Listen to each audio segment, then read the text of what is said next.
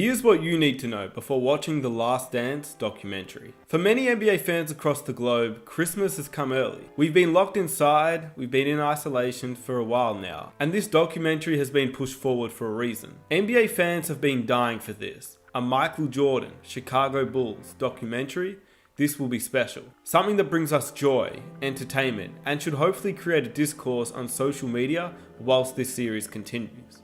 This documentary, The Last Dance, is on the 1997-1998 Chicago Bulls. This means that anybody under the age of 21 did not get to witness this team, and even those who were in their mid-20s to early 20s are probably too young to even understand and remember what happened. Many didn't get to watch him live, they didn't get to see the Chicago Bulls live, and we can only see highlights and achievements of what he's done throughout his career. They know about his accomplishments, they know about the trash-talking stories and the clutch performances, but they didn't see the entire story unfold, and they didn't see it live. They didn't get to witness the final run. Now, obviously, if you wanted to learn more and you wanted some more knowledge on the story and what actually happened with the Chicago Bulls, I have two really good books here. One of them is Phil Jackson's book, 11 Rings, and the other one is just a Michael Jordan book right here. It's a really good book. Both books go really in depth in what happened and they give their perspectives. And obviously they talk about Jerry Krause and Jerry Reinsdorf, which are two important characters into what really ended the Bulls dynasty. But like I said, Jerry Reinsdorf and Jerry Krause, two very important characters, which I'm sure you'll see a lot of in this documentary.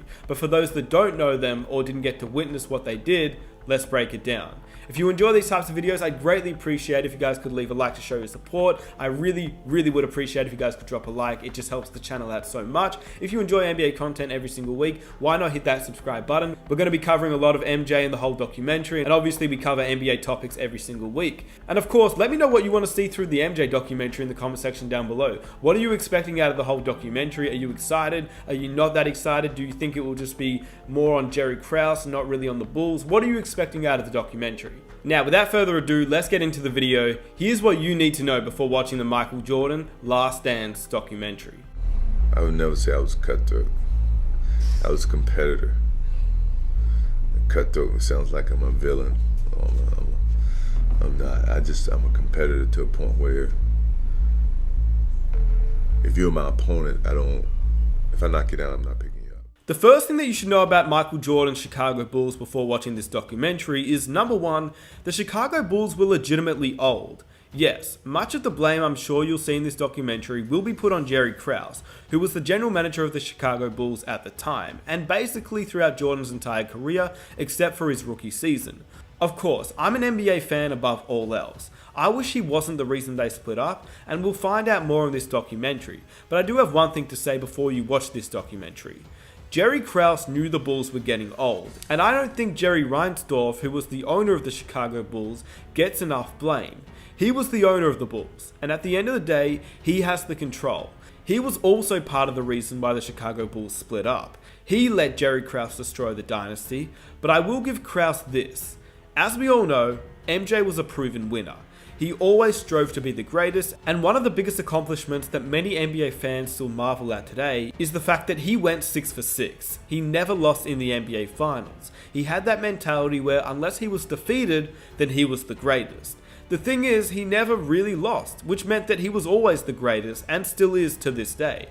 The Chicago Bulls management though, they saw different opinions. They saw Michael Jordan getting old, Dennis Rodman aging, and they didn't see a future in Scottie Pippen. I promise you that you will see Jerry Krause take much of the blame for the Chicago Bulls' demise, but maybe he was somewhat right to say that this season would be the last of Phil Jackson, which in turn meant the last year of Michael Jordan, and that meant Scottie Pippen and obviously Dennis Rodman.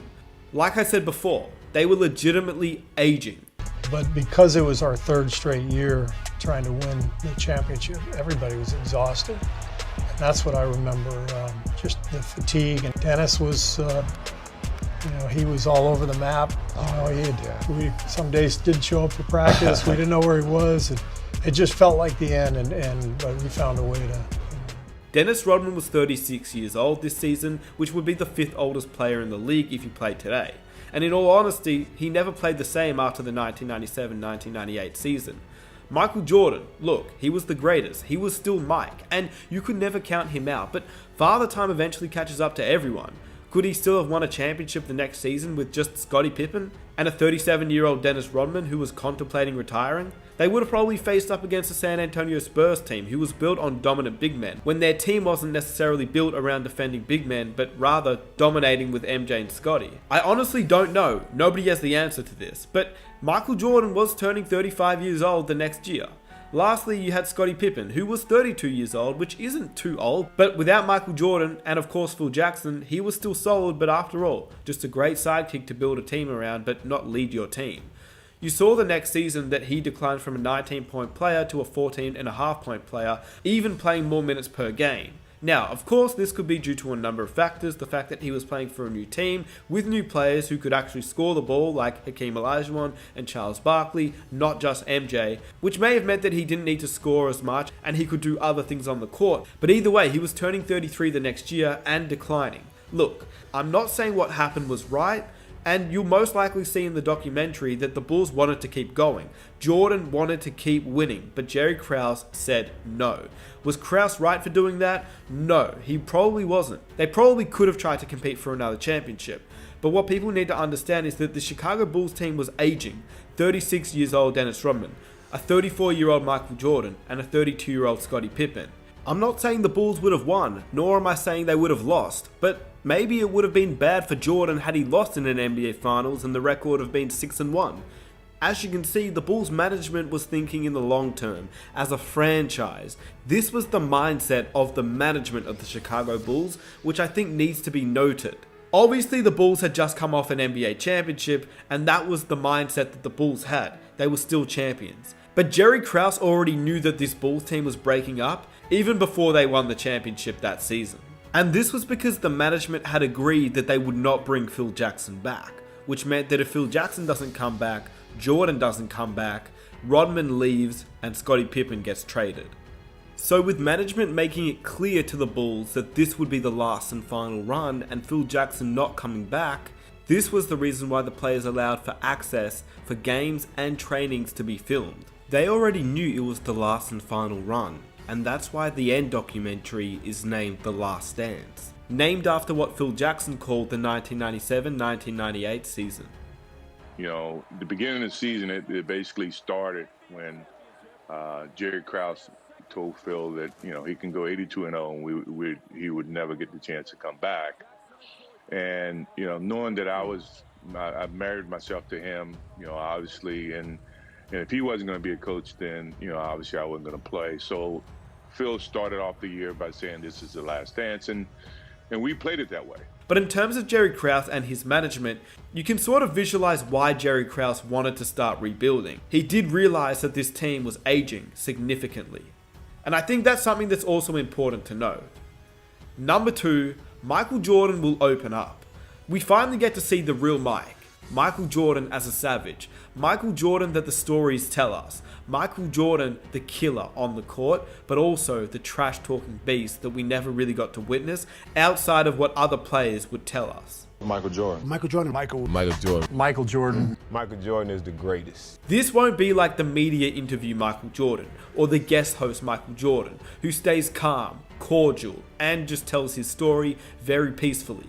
This is about the true, cold-blooded killer mentality that Michael Jordan had, and the fans have read about, they've watched films about, but never have been able to really see and witness with their own eyes.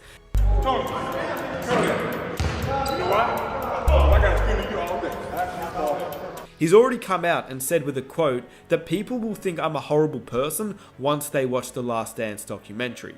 And in another interview on the Dan Patrick Show, Richard Roper said this. Michael's not always been the most candid and forthcoming and, you know, honest guy when it comes to interviews. He always kept it kind of a close guard. So it's really refreshing to see him open up on so many levels in this documentary.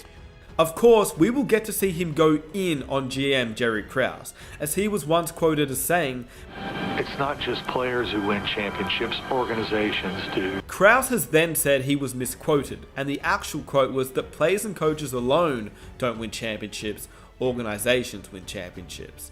Without the word alone in it, would have been an arrogant statement to make. But the statement I made was alone. I said players and coaches alone don't win, and that's true. And I think Michael took that very, very hard. This quote obviously stayed with the rest of Jordan's career, and it even came up during MJ's Hall of Fame speech, and obviously it really affected Mike. Jerry Krause is right there, and Jerry's not here. Obviously, I don't know who invited him. I didn't, but don't try to put the organization above the players, because at the end of the day, the players still got to go out there and perform. You guys got to pay us, but I still got to go out and play. Obviously, it had a massive impact on the relationship between Krause and Jordan, and it's going to be interesting to see what Jordan says, what he really thinks, which will be portrayed in this documentary. You know he'll go in, and you know he'll really speak his mind, and that's going to be something that's very fun to watch. And number 3, you will see Jerry Krause cop a lot of criticism in this documentary, but you have to remember, he also did a very good job building this team up. It will be made into a Jerry Krause vs Michael Jordan feud, even more than we've seen and that we know already. But I think it's very important to remember that Jerry Krause was the one who traded for Scottie Pippen from Seattle. Jerry Krause who was the one that brought in Horace Grant. Then when they lost Horace Grant, he brought in Dennis Rodman. Jerry Krause was the one that recommended that Jerry Reinsdorf look into Phil Jackson as an assistant coach and then later as the head coach. He found Phil Jackson coaching in the Continental Basketball Association. Jerry Krause brought in Steve Kerr as a replacement after they lost Paxton. Tony Kukoc, Rodman, Ron Harper, athletic, long-armed, multiple position players. Jerry was kind of ahead of his time because that's how the NBA is played now. Jordan and Pippen were the only 2 players that were on the second three-peat team that were also on the first three-peat team, which shows that Jerry Krause was a big part of the Chicago Bulls' success. He was a great GM, which can't be forgotten. What he was able to do as a GM was, it was pretty magnificent. He helped assemble one of the greatest teams to ever play on an NBA court. Hey, don't get me wrong, I'm not on Jerry Krause's side here. I think he made some horrible decisions, like telling Phil Jackson, Krause said, I don't care if we go 82-0, Phil's not coming back. Like, that's just crazy and ridiculous. They were on bad terms, which meant that without Phil, meant no Michael, and obviously meant no Scottie or Rodman. And what's crazy is that all this was just an ego thing. Jerry Krause had a huge ego, and he wanted to be known for it. He wanted to be given more credit for the success of the Chicago Bulls. I think because of the hatred between Phil Jackson and Jerry Krause, and because Jordan hated him, you'll see that his teammates will also hate Krause, talking from their perspective, a player's perspective. Krause will cop a lot of bashing, but he actually did a great job of building up this list, and creating a talented roster for many years, which also shouldn't go unrecognized. Despite the ending of it all, I don't think this documentary will cover what Krause did in a positive light, but I think it's important that you remember and that you be reminded what he did before watching this series as well. With that said, I hope you guys have a little bit of insight into Jerry Krause and the whole Michael Jordan Chicago Bulls of the 1997-1998 season. If you are excited for this documentary, let me know by hitting that like button, subscribing if you're new, and telling me down below in the comment section. If you enjoy the video, I'd greatly appreciate your support, and let me know what you think. I'll catch you guys in my next one. I am out.